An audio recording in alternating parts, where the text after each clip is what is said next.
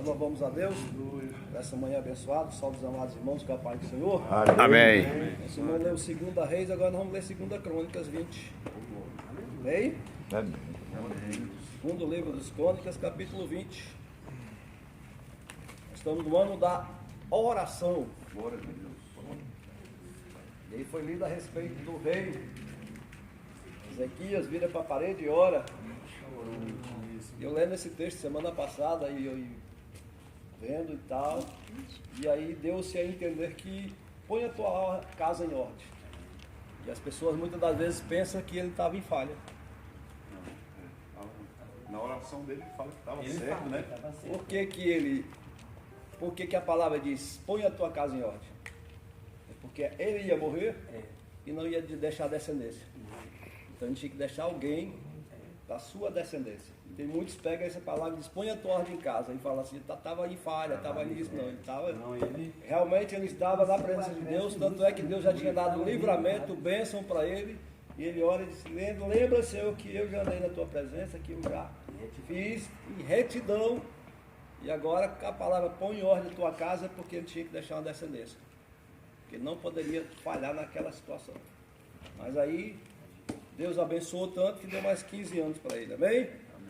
2 Crônicas, capítulo 20, versículo 1. Logo após o Reis, Crônicas. Capítulo 20, verso 1. Glória a Deus. Nós damos graças a Deus, né, irmão, por essa oportunidade.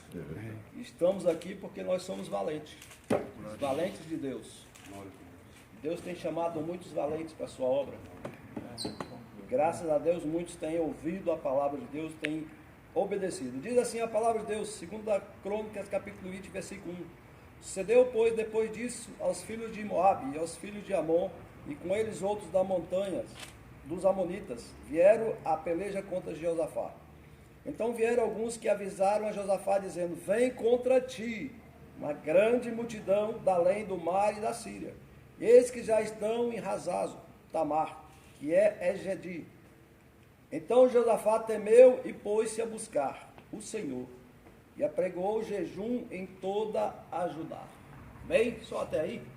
Então nós estamos no ano da oração, e aí nós vamos pensar, por que nós temos que orar?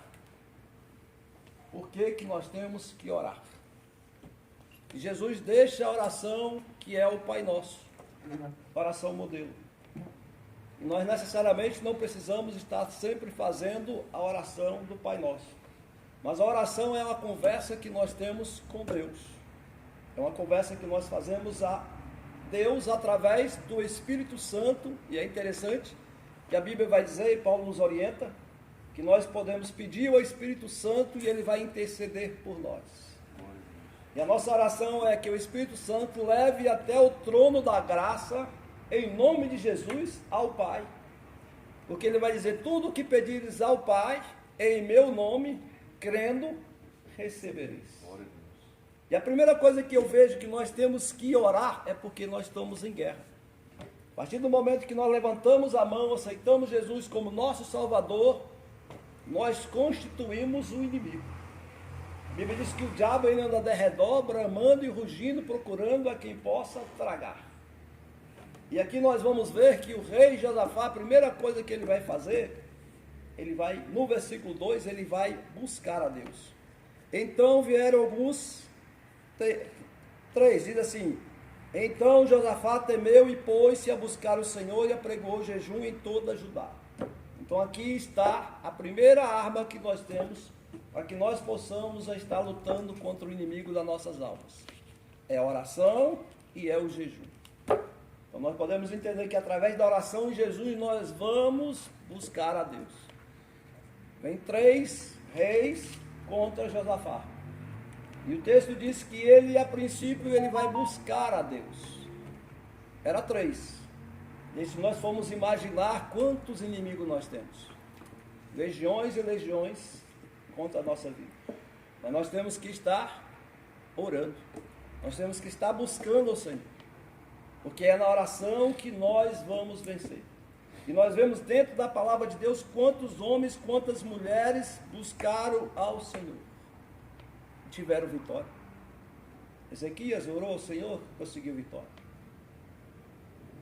vários personagens bíblicos que nós podemos entender que oraram a Deus e buscaram e receberam a sua vitória. Então a nossa vitória é através da oração. A nossa luta não é contra a carne, contra sangue, principados, não carne e sangue, mas sim contra os principados, contra as potestades, que muitas das vezes aos olhos nus nós não vemos.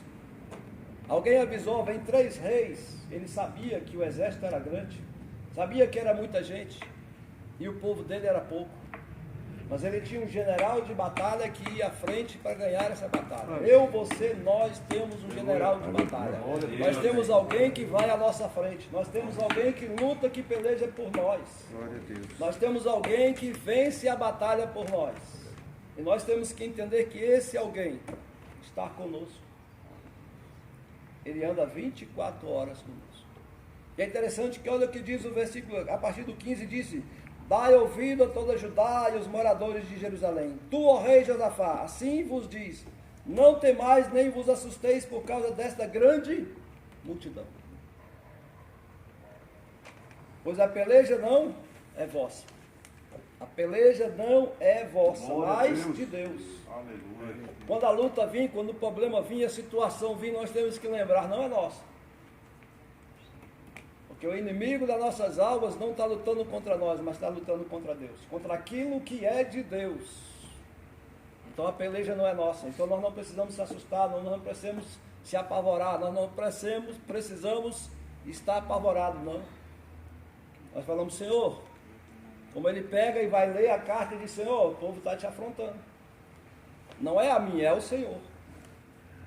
Então a afronta não é contra nós, é contra ele. E se é contra ele, nós temos que descansar. A peleja não é nossa. Nós temos que descansar no Senhor. Nós temos que entender que essa peleja não é nossa, é do Senhor. Por quê? Porque nós vamos vencer essa batalha. Glória a Deus. Aleluia, Jesus. Nós vamos vencer essa batalha. Ele diz: amanhã descerei contra eles, eis que sobem pela ladeira de Ziz, e acharei no fim do vale, diante do deserto de Jezreel. Nesta batalha, versículo 17, não tereis que pelejar. Olha a instrução: ficai parado e vede a salvação do Senhor para convosco, ó Judá e Jerusalém. Não temais, não tenha medo. Muita da gente se perde a batalha, perde a guerra, por quê? Por causa do medo. O medo cega. A Bíblia diz que Josué, no capítulo 1, quando ele soube a respeito que iria, e Deus fala com Josué, e Deus dá 4 chaves para ele, no versículo 9. Josué, não temas. Não tenha medo. Não te espante, não te apavore, porque eu sou contigo. Glória a Deus. E aqui vai dizer a respeito disso: nem vos assusteis, amanhã sai no encontro, porque o Senhor será convosco. Olha aqui a chave. Sai ao encontro. Ele tinha que batalhar, guerrear? Não. Mas ele tinha que sair ao encontro. Que encontro é esse? Ele ia. No versículo de número 22 vai dizer: qual é o encontro? E quando começaram a cantar e a dar louvor ao Senhor, pôs emboscada contra os filhos de Amon e de Moabe e da montanha de Seir. Eu não posso ficar parado. Eu não posso me prostrar. Eu não posso me entregar diante do problema. Mas aqui diz que eu tenho que ter posição. Então se eu coloco ou se eu tenho uma posição, qual é a minha posição? Oração. Então o soldado ele tem que estar 24 horas alerta. Atento a tudo aquilo que acontece ao lado. Por quê? Porque eles têm que estar atentos. Aí quem vai fazer? É o Senhor. Aí o Senhor vai colocar emboscada. E quando começar a cantar e dar louvor, o Senhor pôs emboscada contra os filhos de Amon e de Moabe e os da montanha de Seir, que vieram contra Judá e foram desbaratados. Eu acho lindo esse versículo 25. E vieram Josafá e seu povo para saquear os seus despojos, e acharam entre eles riqueza e cadáveres e abundância, assim como objetos preciosos, e tomaram para si tantos que não podia levar. Quantos dias? 3 dias saquearam os despojos, porque eram muito. A tua vitória vai ser grande, irmãos. A tua bênção vai ser grande. Aquilo que Deus tem para nós é grande. Eles passaram 3 dias. Olha como é que é as coisas. Não tiveram que lutar, não pelejar com armas, sim com as armas espirituais, porque o texto diz que oraram e cantaram. A partir daí o Senhor começa a pelejar, a partir daí que o Senhor começa a fazer, a partir daí o Senhor começa a agir. Mas quando eu me posiciono, nessa peleja não tereis que pelejar, simplesmente se posicione. Quando eu me posiciono e digo, Senhor, é teu, é igual esse aqui, irmão, ó, peguei, entreguei para o Senhor, mas de vez em quando eu vou lá e... Ô, Senhor, deixa eu dar uma analisada. É desse jeito, Senhor, para fazer? É dessa maneira? Será que vai dar certo? Senhor, não poderia ser desse jeito, não poderia ser dessa maneira? Aí como é que ele vai agir? Mas quando eu pego e entrego e descanso. Aquietai. Acabou. Aquietai-vos e saber que eu sou Deus. E eu descanso.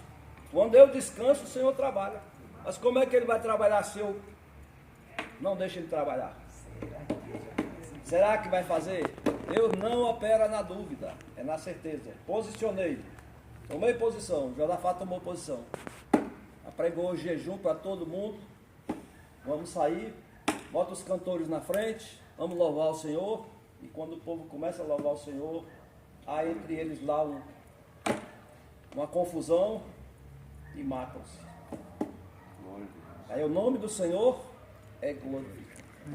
Essa luta, esse problema, essa dificuldade que nós estamos passando é para glorificar o nome do Senhor, para exaltar o nome do Senhor.